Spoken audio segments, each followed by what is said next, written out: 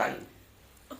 اس لیے بعض سلف کہتے ہیں کہ اس سورت کریمہ کا مطلب میں نے برف بیچنے والے سے سیکھا. ایک برف بیچنے والا تھا، جیسے جیسے دن ڈھل رہا تھا وہ بیچارہ چلا رہا تھا اور کہہ رہا تھا کہ کوئی میرا برف خرید لے اس کے پہلے کہ میری پونجی ختم ہو جائے. جیسے جیسے دن ڈھل رہا ہے بیچارے کی برف گل رہی ہے، وہ کہہ رہا ہے میرا کیپٹل ختم ہو رہا ہے، میری پونجی ختم ہو رہی ہے، کوئی میرا برف خرید لے اس کے پہلے کہ میری پونجی ختم ہو جائے. کہتے ہیں اس آدمی سے میں نے اس صورت کا مطلب سمجھا. انسان کی پونجی اس کا ٹائم ہے میرے بھائی. انسان، آپ بھی دیکھیے دسمبر کا مہینہ ہے، 31 دسمبر کی رات میں لوگ نئے سال کا جشن مناتے ہیں. پوری دنیا میں شاید سال بھر میں اتنی شراب نہیں پی جاتی جتنی 31 دسمبر کی رات پی جاتی ہے. بڑے بڑے ہوٹل بک ہوتے ہیں، کتنی رنگ رلیاں منائی جاتی ہیں. حالانکہ نئے سال کا آنا اس کا یہ مطلب نہیں کہ ہم جشن منائیں. یہ تو ہمارے کندھے پر اور ذمہ داری آ گئی کہ صاحب ہماری زندگی کا 1 سال اور کم ہو گیا، ہماری کتاب کا 1 پنا اور پلٹ گیا، ایک ورق اور الٹ گیا، ایک اور اینٹ گر گئی دیوار حیات سے، اور ناداں یہ کہہ رہا ہے نیا سال مبارک. انسان کی سب سے بڑی پونجی اس کا وقت ہے میرے بھائی. اسی لیے اللہ کے پیارے نبی فرماتے ہیں اغتنم خمسن قبل خمسن، 5 چیزوں کی قدر کرو 5 چیزوں کے آنے سے پہلے. شبابک قبل. السلام علیکم ورحمۃ اللہ وبرکاتہ. الحمد للہ نحمده ونستعینه ونستغفره ونعوذ باللہ من شرور انفسنا ومن سیئات اعمالنا. من يهده الله فلا مضل له ومن يضلل فلا هادي له. واشهد ان لا اله الا الله وحده لا شريك له واشهد ان محمدا عبده ورسوله. يا ايها الذين امنوا اتقوا الله حق تقاته ولا تموتن الا وانتم مسلمون.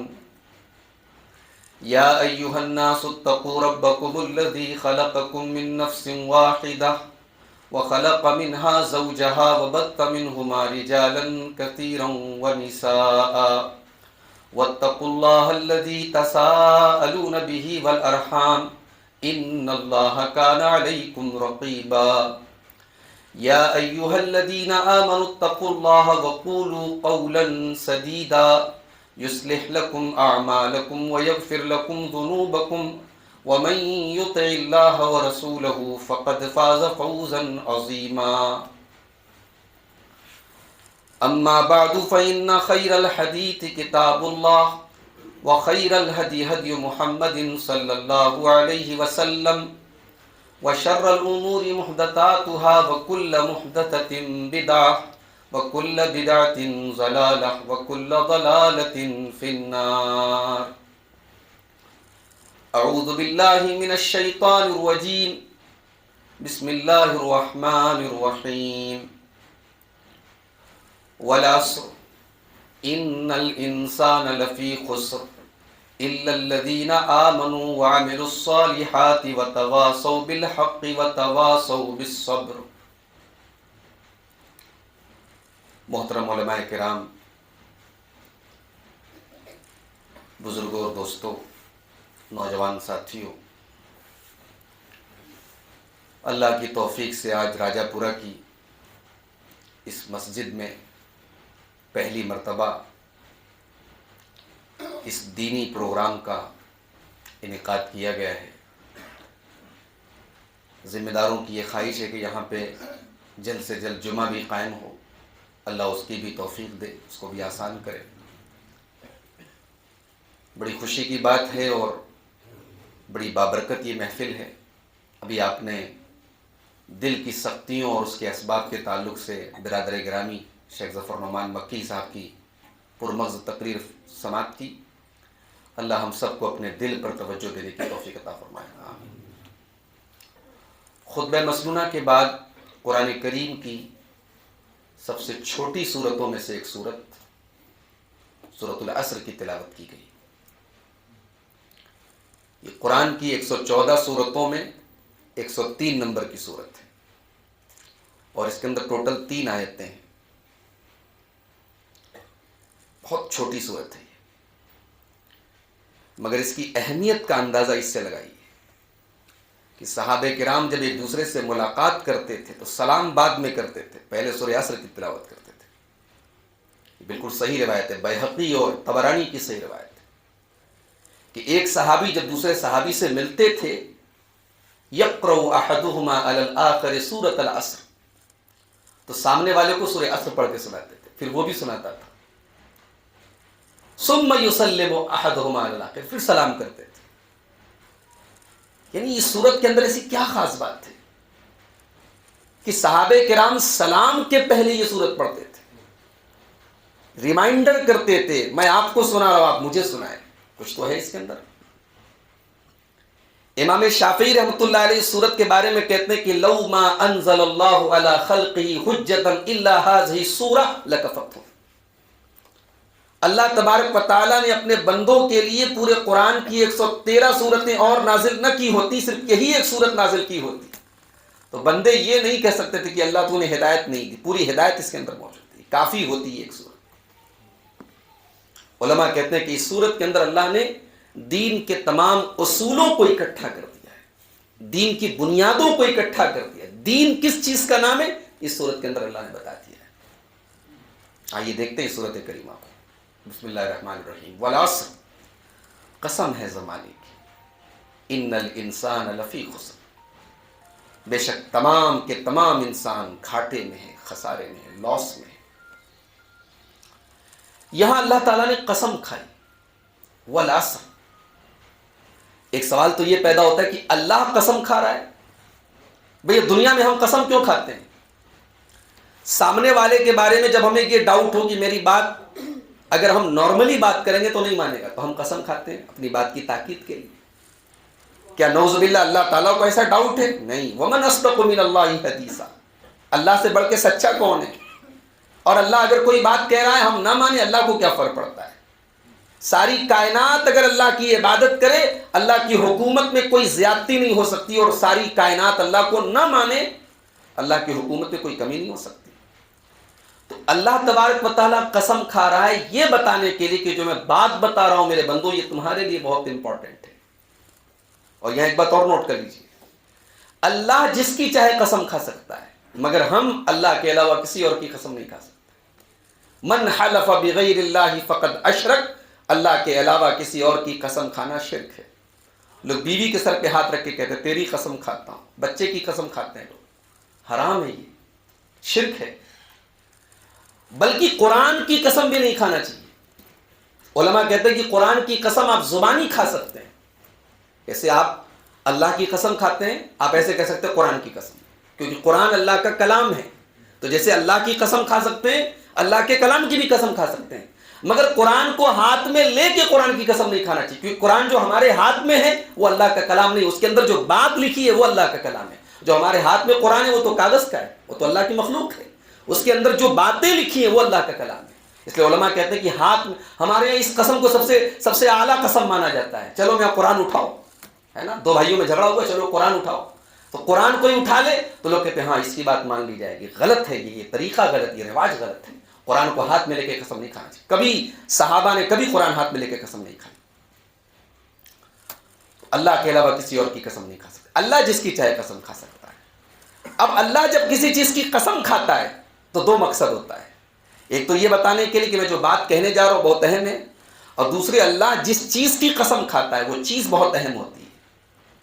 اللہ نے انجیر کی قسم کھائی، اللہ نے زیتون کی قسم کھائی، اللہ نے طور پہاڑ کی قسم کھائی، اللہ نے فجر کی قسم کھائی، اللہ نے سورج کی قسم کھائی.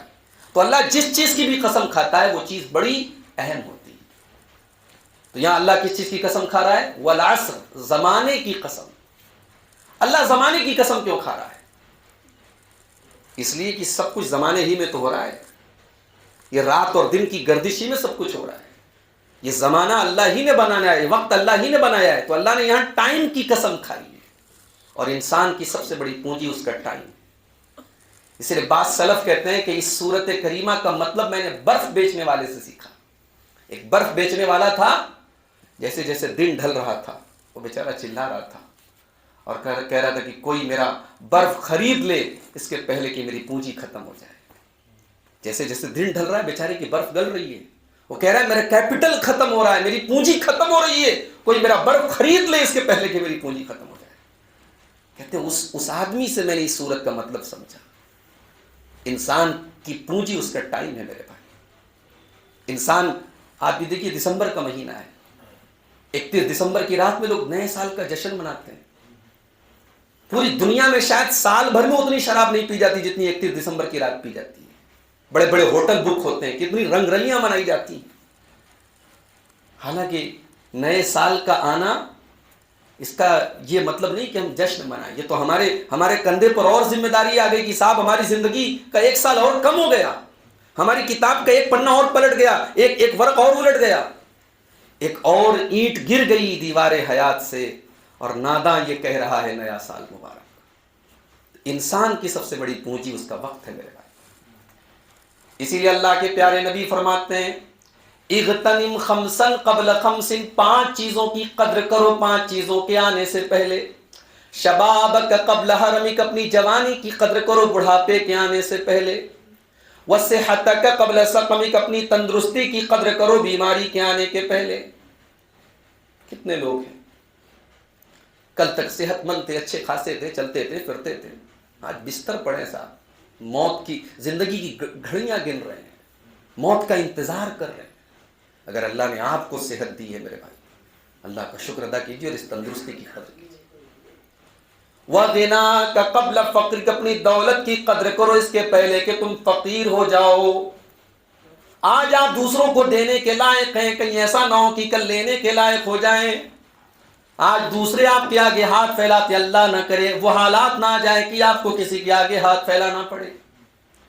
اگر اللہ نے آپ کو غنی بنایا ہے, مالدار بنایا ہے, تونگر بنایا ہے, حیثیت والا بنایا ہے, تو اس کی قدر کریں, اس کی حفاظت کریں, اس وقت کو اللہ کی رضا کے لیے استعمال کریں. وَفَرَاغَكَ قَبْلَ الشُّغْلِ, اور آگے اللہ کے نبی فرماتے کہ اپنے ٹائم کی قدر کرو اس کے پہلے کہ تم بزی ہو جاؤ. بہت سارے ایسے نیکی کے کام ہیں جو آج آپ کر سکتے, کل نہیں کر پائیں گے. انسان کبھی کبھی کہتا ہے نا فلاں, اب جیسے یہ پروگرام ہو رہا ہے, میں کئی لوگوں کو میں نے ٹیلی فون کر کے کہا کہ بھائی صاحب آپ کے محلے میں پروگرام ہے, کیوں نہیں آ رہے آپ؟ یہ ہماری بدنصیبی دیکھیے کہ اس طریقے کی مجلسیں اس گئے گزرے دور میں منعقد ہو رہی ہیں, ہمارے گھر تک, ہمارے محلے تک آ رہی ہیں, اور ہم شامل نہ ہو تو ہم سے بڑا بدنصیب کون ہے؟ باتیں اتنی لمبی چوڑی کرتے ہیں. آج آپ بہت کچھ کر سکتے ہیں جو کل نہیں کر پائیں گے. انسان کی زندگی جیسے جیسے آگے بڑھتی ہے انسان بزی ہوتا چلا جاتا ہے. لوگ کہتے ہیں نا فلاں چیز کا وقت نہیں ملتا ہے, وقت نکالا جاتا ہے. آج اس مسجد کی زمین اللہ کے فضل و کرم سے حاصل ہوگی, بہت بڑی اللہ کی توفیق ہے. لیکن یہاں کے ہمارے جو ذمہ دار لوگ ہیں, آپ لوگ آپ ان سے پوچھیں کہ جب یہ زمین لینے کی بات تھی تو بہت دور, دلی بہت دور نظر آ رہا تھا کہ کیسے یہ کام پاسبل ہوگا. لیکن اللہ نے توفیق دی لوگوں کو, لوگوں نے وقت نکالا, اللہ نے آج یہ دن بھی ہم کو دکھایا. تو اپنے ٹائم کی قدر کریں اس کے پہلے کہ آپ بزی ہو جائیں. وَحَيَاتَكَ قَبْلَ مَوْتِكَ, اور اپنی زندگی کی قدر کریں اس کے پہلے کہ موت آ جائے. وَالْعَصْرِ, زمانے کی قسم ہے. اور ایک مطلب اس کا علماء نے یہ بھی لیا ہے کہ عصر کے ٹائم کی قسم ہے. عصر کا ٹائم جو ہوتا ہے یہ اس بات کی علامت ہوتی ہے کہ اب دن ڈھلنے والا ہے, اب دن اپنے آخری ٹائم پر ہے. تو دنیا کی عصر بھی ہو چکی ہے, اب دنیا کی مغرب ہونے والی ہے. اللہ کے نبی کے آنے کے بعد اب قیامت کے ہم قریب ہوتے چلے جا رہے ہیں. اب یہ نبی کے جو دور ہے یہ دنیا کی عصر ہے, اب دنیا کی مغرب آنے والی ہے, اب دنیا ختم ہونے والی ہے. اس میں انسان کو یہ انڈیکیٹ کیا گیا ہے کہ اے انسان, تیری زندگی کی عصر کا ٹائم آ چکا ہے, اب تیری زندگی کا سورج غروب ہونے والا ہے.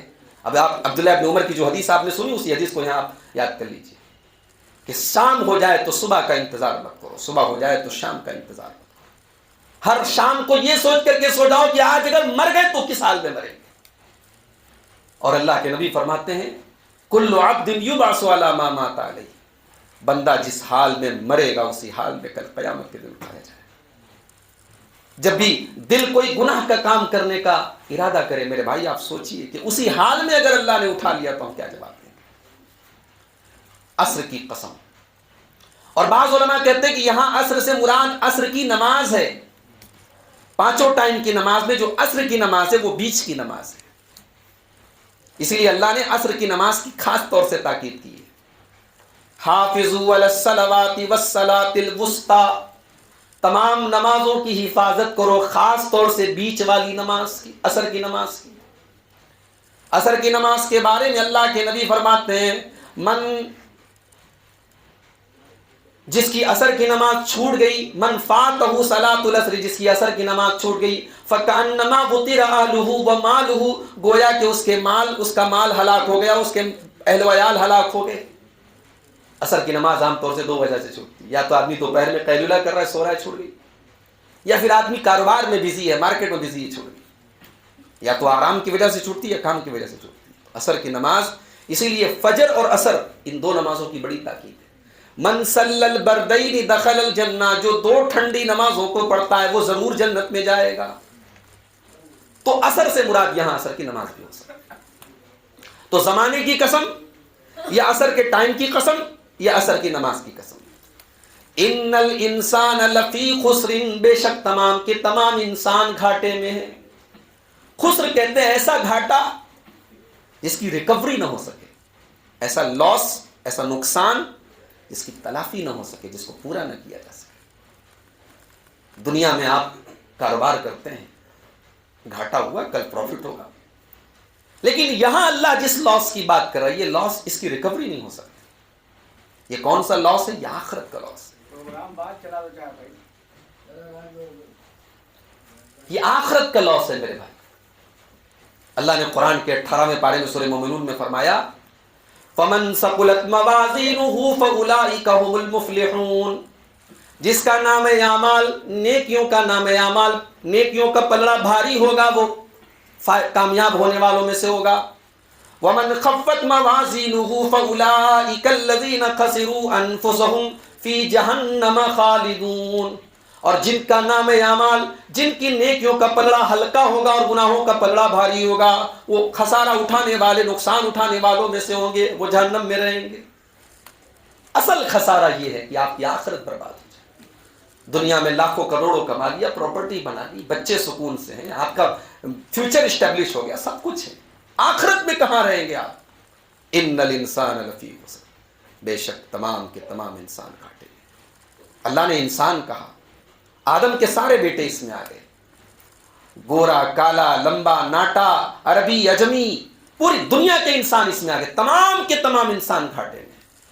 اور لفی خسر کہا، عربی گرامر میں جب فی آ جائے تو فی ظرفیت کا معنی دیتا ہے، یعنی صرف گھاٹے میں نہیں ہے، گھاٹے میں ڈوبا ہوا ہے پورا، سارے کے سارے انسان گھاٹے میں ڈوبے ہوئے.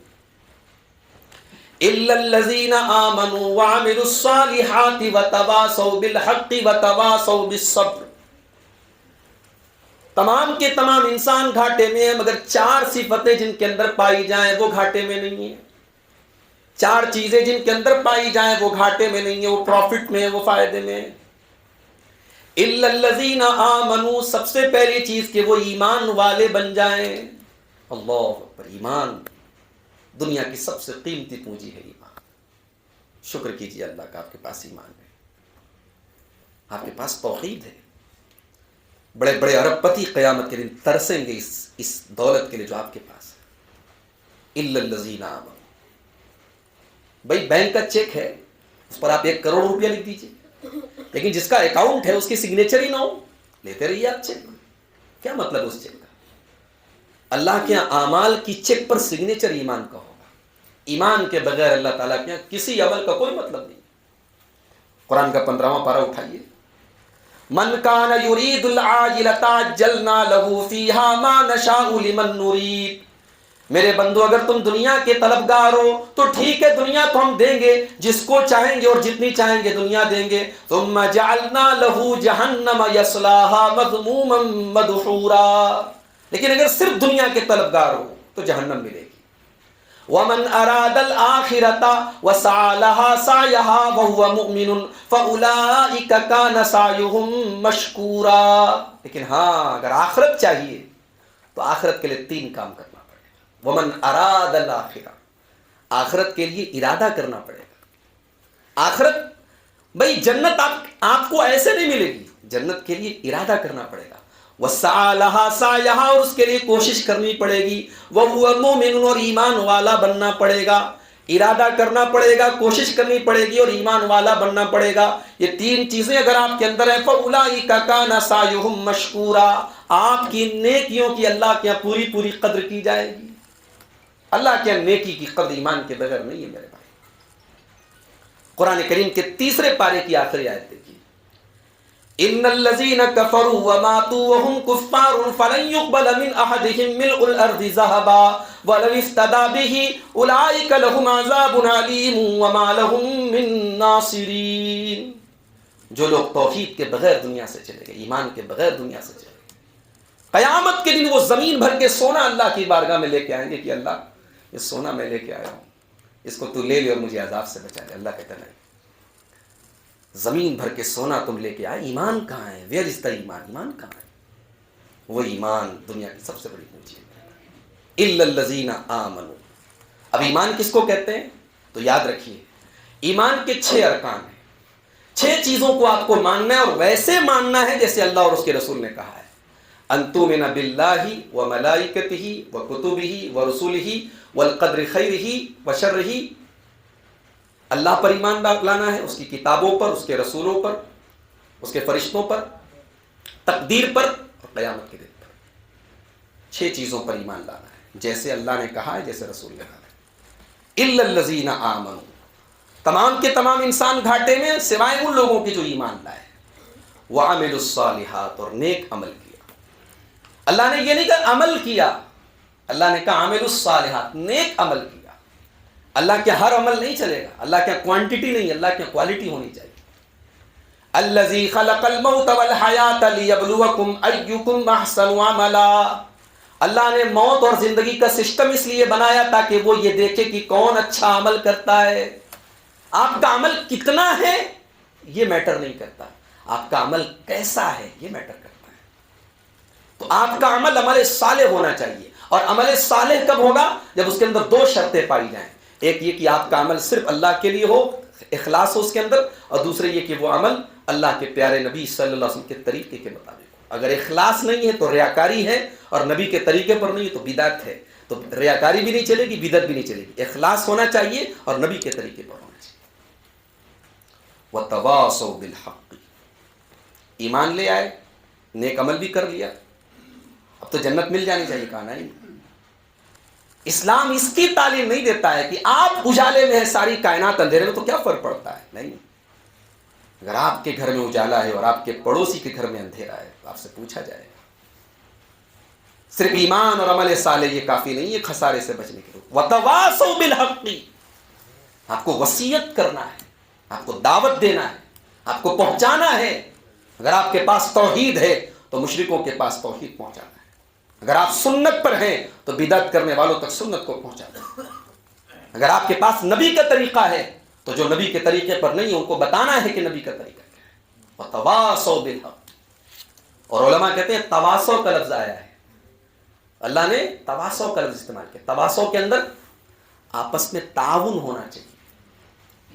دین کی دعوت کا کام ہم نے سوچے علماء کریں، نہیں صاحب، دین کی دعوت کا کام علماء کریں گے، ساتھ میں جو آدمی جس حیثیت کا ہے، کسی کے پاس مال ہے، کسی کے پاس جسمانی طاقت ہے، کسی کے پاس ذہنی طاقت ہے، ہر آدمی اپنے حساب سے آپ غور کیجئے کہ آپ کی زندگی کا کون سا ایسی چیز ہے آپ کی جو آپ اللہ کے دین کے لیے استعمال کر سکتے، اس کے استعمال کیجئے۔ آپ وکیل ہیں، آپ اپنے قانون دانی کا استعمال کیجئے، آپ ڈاکٹر ہیں، آپ اپنی ڈاکٹری کا استعمال کیجئے، آپ انجینئر ہیں، آپ اپنی انجینئرنگ کا استعمال کیجئے، آپ کو اللہ نے سماج میں اسٹیٹس دیا، آپ اپنے اسٹیٹس کا انتظام، آپ تاجر ہیں، اپنی دولت کا استعمال کیجئے۔ وَتَوَاصَوْا بِالْحَقِّ، حق کی وصیت کرنا ہے۔ ہم نے کہا بھی دعوت و تبلیغ تو علماء کا کام ہے، جی نہیں، یہ سارے مومنوں کا کام ہے۔ اللہ نے فرمایا سورہ توبہ کے اندر وَالْمُؤْمِنُونَ وَالْمُؤْمِنَاتُ بَعْضُهُمْ أَوْلِيَاءُ بَعْضٍ، تمام کے تمام مومن مرد ایک دوسرے کے سپورٹر ہیں، مددگار ہیں۔ یَأْمُرُونَ بِالْمَعْرُوفِ وَيَنْهَوْنَ عَنِ الْمُنکَرِ، وہ نیکیوں کا حکم دیتے ہیں، وہ برائیوں سے روکتے ہیں۔ نیکی کا حکم دینا اور برائی سے روکنا، دعوت و تبلیغ کا کام کرنا، یہ ہم ہر مسلمان کی ذمہ داری ہے، اپنی اپنی حیثیت کے مطابق۔ وَتَوَاصَوْا بِالْحَقِّ، اور یہاں اللہ نے یہ نہیں کہا کہ ایمان کی تبلیغ کرنا ہے، نیک عمل کی اللہ نے کہا حق کی تبلیغ کر. حق کیا ہے؟ حق وہ ہے جو اوپر سے آیا ہے. کسی کتاب کی تبلیغ کریں ہم, بزرگوں کی حکایتوں کی تبلیغ کریں, دنیا اسے تبلیغ کہے, اللہ اور اس کے رسول کی نظر میں وہ تبلیغ نہیں. تبلیغ وہ ہے جو حق کی تبلیغ ہو. اور حق کا مطلب جو کلیئر ہو, جو میٹنگیں بند کمروں میں کی جائیں, جو انڈر گراؤنڈ جو تنظیمیں کام کرے, وہ حق کی دعوت نہیں ہے. حق تو واضح ہوتا ہے. اللہ کے نبی نے ہمیں جو طریقہ بتایا وہ کلیئر ہے. اس کے لیے کسی سیکرٹ میٹنگ کی ضرورت نہیں ہے, انڈر گراؤنڈ میٹنگ کی ضرورت نہیں ہے.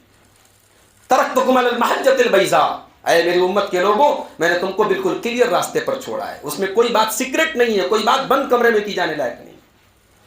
تو جو آرگنائزیشنز ایسی ہیں جو چپکے سے دعوت دیتی ہے, لفافہ آپ کو تھما دیا, آپ کے نام دعوت ہے, کیا ہے کچھ نہیں لکھا ہے. یہ حق کی علامت نہیں. حق کلیئر ہونا چاہیے. وتواصوا بالحق, کامیابی کی تیسری علامت کے حق کی وصیت کرتے ہیں. اور ایک بات اور یاد رکھیے, اگر آپ کے کہنے سے کوئی بے نمازی بن گیا, تو جب تک وہ نماز پڑھتا رہے گا آپ کو ثواب ملتا رہے گا. اس کی نماز کا اس کو پورا ثواب ملے گا, اور آپ کو اس کی نماز کا پلس آپ کو بھی ثواب ملے گا. من دعا الی ھدی کان لہ مثل اجر فاعلہ, جس نے کسی دوسرے کو ہدایت کے کام کی دعوت دی تو جب تک وہ کام کرنے والا وہ کام کر رہا ہے تم کو ثواب ملتا رہے گا.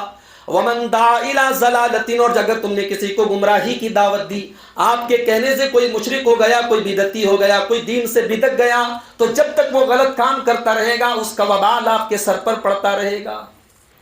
قابیل نے صرف اپنے بھائی کو قتل کیا تھا, مگر اللہ کے نبی کہتے ہیں قیامت تک جتنے قتل ہوں گے سب کا گناہ قابیل کے سر پر ہوگا. کیوں؟ کیونکہ قابیل نے قتل کی شروعات کی تھی. تو کوشش یہ کیجیے کہ آپ نیکی کی شروعات کرنے والے بنے, آپ گناہ کی شروعات کرنے والے نہ بنیں. وتواصوا بالحق, حق کی وصیت کریں. اس کے بعد آخری چیز وتواصوا بالصبر, اور نقصان سے بچنے والوں کی چوتھی پہچان یہ کہ وہ صبر کی وصیت کرتے ہیں. صبر کرنا بھی ہے اور صبر کی وصیت بھی کرنا ہے. اب یہ صبر کیا ہے؟ تو یاد رکھیے, صبر تین طرح کا ہوتا ہے. الصبر علی المأمور, الصبر علی المحظور, الصبر علی المقدور. اس کو نوٹ کر لیجیے. صبر تین ٹائپ کا ہوتا ہے. ایک صبر ہے اللہ کے حکم کے اوپر صبر کرنا, بہت مشکل کام ہے. سارا زمانہ بے پردہ ہے اور آپ کی بیٹی کو پردہ کرنا ہے, صبر نہیں چاہیے. فجر کی نماز میں ساری دنیا آرام کر رہی ہے, آپ کو اٹھ کر کے مسجد میں آنا, یہ صبر نہیں چاہیے. دنیا اپنے مال کو جہاں تہاں لٹا رہی ہے اور آپ کو اپنے مال, اپنی گاڑی کمائی کا 2.5% زکات میں دینا ہے, صبر نہیں ہے. الصبر علی المأمور, اللہ کے حکم کے اوپر صبر کرنا کہ یہ اللہ کا حکم ہے میں کرنا ہے. نفس کے اوپر گراں گزرے, طبیعت کے اوپر گراں گزرے, تب بھی کرنا ہے. اگر اللہ کا کام ہے, رسول کا کام ہے, دین کا کام ہے, اس کو کرنے میں جتنی بھی قربانی دینی پڑے اس کو دیجئے, وہی صبر ہے. اللہ کے نبی فرماتے حفت الجنت بالمکارہ, جنت کو اللہ تعالیٰ نے ناپسندیدہ چیزوں سے گھیر دیا ہے. جنت کوئی پھولوں کی سیج نہیں ہے کہ چلتے چلے جاؤ, جنت کانٹوں بھرا راستہ ہے بھائی. جنت میں جانے کے لیے نفس کی قربانی دینی پڑے گی. تو یہ صبر کی پہلی قسم ہے. اور صبر کی دوسری قسم الصبر عن المحظور, گناہ کرنے کا موقع بھی مل رہا ہے, گناہ کرنے کے حالات بھی ہیں, لیکن اپنے نفس کو بچایا جائے, یہ صبر ہے. شراب پی رہے ہیں لوگ, کچھ تو ہے اس کے اندر مزہ آ رہا ہے, لیکن ہم اپنے آپ کو شراب سے بچائیں, یہ صبر ہے. زناکاری کا ماحول ہے, بدکاری کا ماحول ہے, لیکن ہم اپنے آپ کو بچائیں, یہ صبر ہے. بہت سارے مارکیٹ میں ایپ آ رہے ہیں, لوگ اس کے ذریعے 100 کا 1 لاکھ کما رہے, جوا کی شکل میں, سٹے کی شکل میں. آج کل بہت سارے ایپ آ رہے ہیں انٹرنیٹ پہ, مارکیٹ میں. ہمارا نوجوان بڑی تیزی سے جا رہا ہے. پیسہ کس کو برا لگتا ہے بھائی, مگر ٹھیک ہے, ہم 100 روپیہ کما رہے ہیں, حلال کا ہمارے لیے وہ کافی ہے. یہ صبر ہے. الصبر عن المحظور, اللہ نے جس کام سے منع کر دیا ہے اپنے نفس کو روک لینا, یہ صبر ہے. اور صبر کی تیسری قسم الصبر علی المقدور, اللہ کی تقدیر کے اوپر صبر کرنا. بیٹا چلا گیا, صبر کریں. ماں کا انتقال ہو گیا, صبر کریں. باپ کا انتقال ہو گیا, صبر کریں. کاروبار میں نقصان ہو گیا, صبر کریں.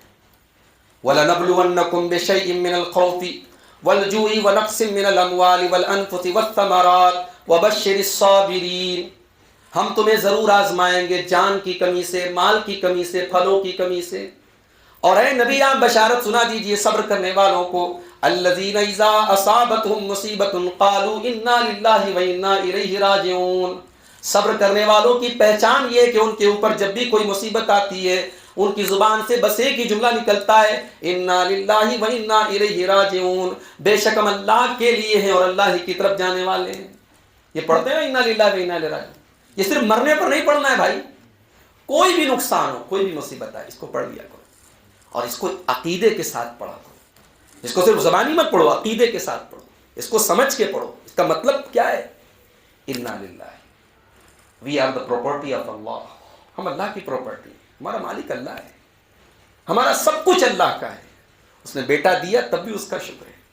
حضرت عروہ بن زبیر حضرت عائشہ کے بھانجے تھے، بہت بڑے تابعی ہیں۔ حضرت عائشہ کی زیادہ تر حدیثیں انہی سے روایت ہیں۔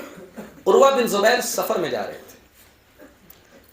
جا رہے تھے اور پیر میں کوئی تکلیف ہو گئی، پیر ان کا کاٹنا پڑ گیا، اور جب پیر کاٹا گیا تو عروہ بن زبیر کی زبان سے جو الفاظ نکلے میرے بھائی علامہ ابن کثیر نے نقل کیا ہے وہ نوٹ کرنے کے قابل ہے۔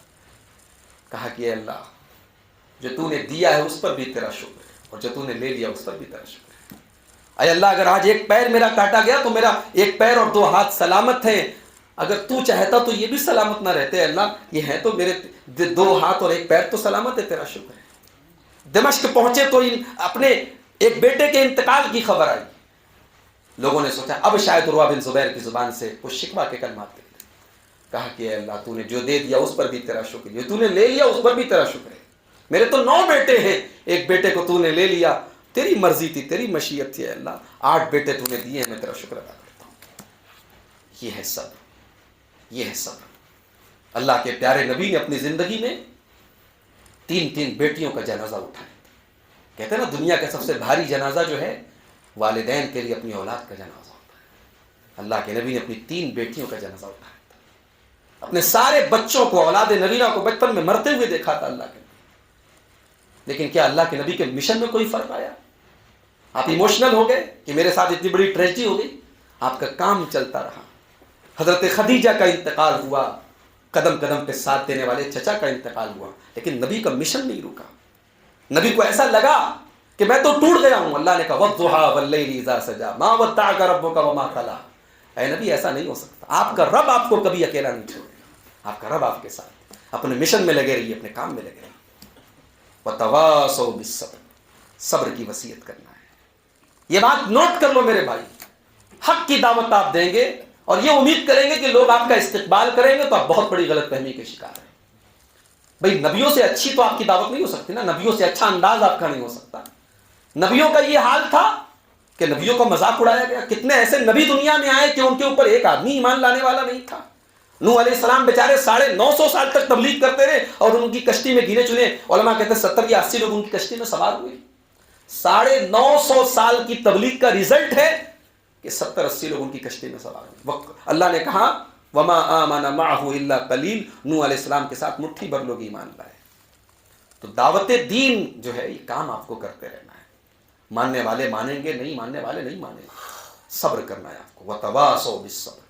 تو یہ 4 چیزیں اگر آپ کے اندر ہیں، اللہ کہہ رہا ہے کہ یہی وہ لوگ ہیں جو خسارے میں نہیں، باقی ساری کائنات خسارے میں۔ اب آپ اور ہم غور کریں کہ ہمارے اندر ایمان ہے کہ نہیں۔ بھئی کلمہ تو پڑھتے ہیں ہم، توحید پر تو ہیں، مگر ایمان کی کچھ علامتیں ہیں وہ ہمارے اندر ہیں۔ انما المؤمنون الذین اذا ذکر اللہ وجلت قلوبهم، مومن تو وہ لوگ ہیں کہ جب اللہ کا نام لیا جائے تو ان کا دل کانپ جائے۔ ہمارا دل کانپتا ہے کیا؟ ہم سوچیں، کبھی غور کریں، اللہ کا نام لیا جاتا ہے تو ہمارے دل پر کچھ اثر پڑتا ہے کیا؟ اگر پڑھ رہا ہے تو ایمان ہے، نہیں پڑھ رہا ہے تو ایمان کمزور ہے۔ وَإِذَا تُلِيَتْ عَلَيْهِمْ آيَاتُهُ زَادَتْهُمْ ایمانا، اور مومن تو وہ لوگ ہیں کہ جب اللہ کی آیتیں ان کے سامنے پڑھی جاتی تو ان کا ایمان بڑھ جاتا ہے۔ وَعَلَىٰ رَبِّهِمْ يَتَوَكَّلُونَ، اور جو ہر حال میں اللہ کے اوپر بھروسہ کرتے ہیں۔ یہ ایمان کی علامتیں ہیں۔ تو غور کریں کہ آپ کے اندر یہ علامتیں ہیں کہ نہیں۔ پھر دیکھیے کہ آپ جو عمل کر رہے ہیں وہ عمل صالح ہے کہ نہیں۔ اگر ایمان ہے اور عمل صالح تو پھر تیسری چیز دیکھیے کہ آپ اس کی دعوت میں آپ کا رول کیا ہے، حق کو دوسروں تک پہنچانے میں آپ کا رول کیا ہے۔ حکیم دیندار خان میوات ہریانہ کے رہنے والے بزرگ تھے، بہت بڑے عالم نہیں تھے، میں بچپن میں دیکھتا تھا اپنے دادا کے پاس کہ حکیم دیندار خاں کی چھوٹی چھوٹی کتابیں، پتلے پتلے پمفلٹ رکھے رہتے تھے. اس وقت مجھے اندازہ نہیں تھا یہ کون ہے. بعد میں ہریانہ کے سفر میں گیا تو لوگوں نے بتایا کہ یہ معمولی پڑھے لکھے تھے، بہت بڑے عالم نہیں تھے، مگر بیچارے ان کی زندگی پوری اللہ کی دعوت میں گزری. چھوٹے چھوٹے رسالے، پمفلٹ وہ چھاپتے تھے.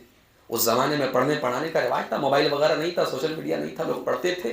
اور ان کے وہ چھوٹے چھوٹے پمفلٹ سے نہ جانے کتنے لوگوں کو اللہ نے ہدایت دی. ہمارے علماء ایسے تھے میرے بھائی، ہمارے اسلاف ایسے تھے. شاہ اسماعیل شہید رحمۃ اللہ علیہ دلی کے چکلے پر گئے، وہاں کی فاحشہ عورتوں کے پاس گئے، ان کو دین کی دعوت پہنچائی.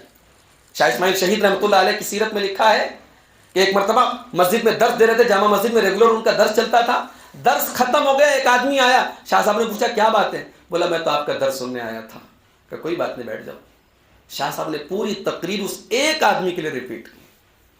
ان کی سوانے میں لکھا ہے، کہا بھائی میرا کام پہنچانا ہے تمہیں، تو مجھے سننے کے لیے آئے ہو، چلو میں تمہیں پوری بات تم کو دوبارہ سناتا. یہ ہمارے اسلاف تھے میرے بھائی. آج ہمارے کاموں سے برکت چھین لی گئی، ہمارے قلم سے برکت چھین لی گئی، ہماری زبان سے برکتیں چھین لی گئی.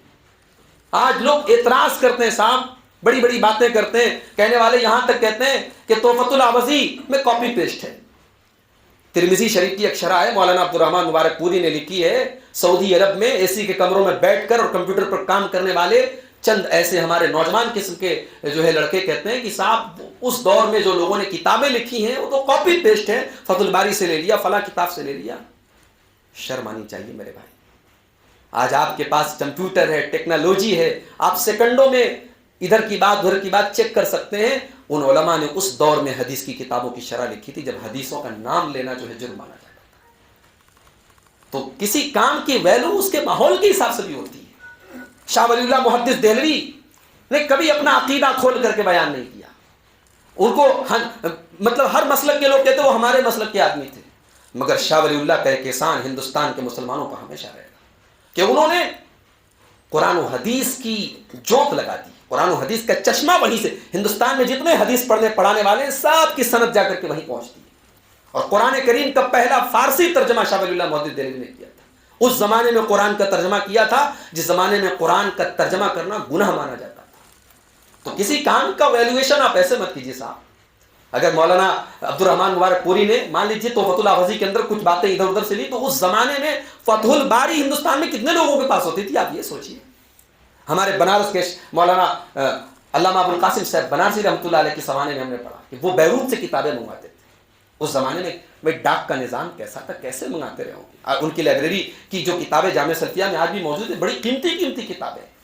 مولانا شمس الحق عظیم آبادی وہ ایک معمولی عالم تھے، ٹیچر تھے، مگر کتنے علماء کو وہ وظیفہ دیتے تھے کہ تم یہ حدیث کا کام کرو، یہ فلاں کام کرو، ہم تمہیں وظیفہ دیں گے. نواب صدیق حسن خان نواب تھے بھوپال کے، وہ اپنی دولت استعمال کرتے تھے. بخاری شریف، مسلم شریف، ترمذی شریف، نسائی، ابن ماجہ حدیث کی 6 کتابوں کا پہلا ترجمہ ہندوستان میں جو چھپا ہے یہ نواب صدیق حسن خان نے باقاعدہ پیسہ دے کر کے باقاعدہ مہینے کا وظیفہ طے کیا تھا. نواب وحید الزماں حیدرآبادی کو دیتے تھے اور انہوں نے ان 6 کتابوں کا ترجمہ کیا تھا. تو بھائیوں، دولت والوں نے دولت استعمال کی، ٹائم والوں نے ٹائم استعمال کیا، علم والوں نے علم استعمال کیا، دماغ والوں نے دماغ کھپایا. ہم کیا کھپا رہے ہیں؟ ہماری انرجی کہاں خرچ ہو رہی ہے؟ ہم دین کے لیے کچھ نہ کریں اور باتیں لمبی چوڑی کریں اور بزرگوں پر اعتراض کریں اور اسلاف پر اعتراض کریں، یہ بڑی بدتمیزی کی بات ہے. تو یہ 4 سبق یاد کر لیجیے جو سورہ اسرا میں دیتی ہے. ایمان والے بنیے، نیک عمل والے بنیے، اور صبر کی حق کی دعوت دیجیے، اور پھر اس دعوت کی راہ میں صبر کرتے بھی رہیے اور صبر کی تلقین بھی کرتے. اللہ سے دعا ہے رب العالمین ہمیں اس صورت کریمہ کو سمجھنے کی اور اس پر عمل کرنے کی توفیق عطا فرمائے. رب العالمین اس اللہ کے گھر کو ہم سب کو آباد کرنے کی توفیق عطا فرمائے. رب العالمین جن لوگوں کا بھی اس گھر میں اس مسجد میں تعاون رہا ہے، اللہ ان کو ان کے مال و منال میں برکت عطا فرمائے، اور اس میں جو کام باقی ہے اللہ اس کو بھی ہم سب کو پورا کرنے کی توفیق عطا فرمائے. آج کی یہ بابرکت مجلس جن لوگوں کی محنت سے منعقد ہوئی، اللہ ان کے مال میں، ان کے اہل و عیال میں برکت نصیب فرمائے. اللہ ہم سب کو کہنے اور سننے سے زیادہ عمل کی توفیق عطا فرمائے. اللہ ہمیں سے جو لوگ بیمار ہیں اللہ ان کو شفا کامل عاجل عطا فرمائے. جو روزی روٹی سے پریشان ہیں اللہ ان کے کاروبار میں برکت نصیب فرمائے. جب تک ہم دنیا میں زندہ رہیں اسلام پر زندہ رہیں اور ہم سب کا ایمان پر ہو. آمین. وآخر دعوانا الحمد للہ رب العالمین. والسلام علیکم ورحمۃ اللہ وبرکاتہ.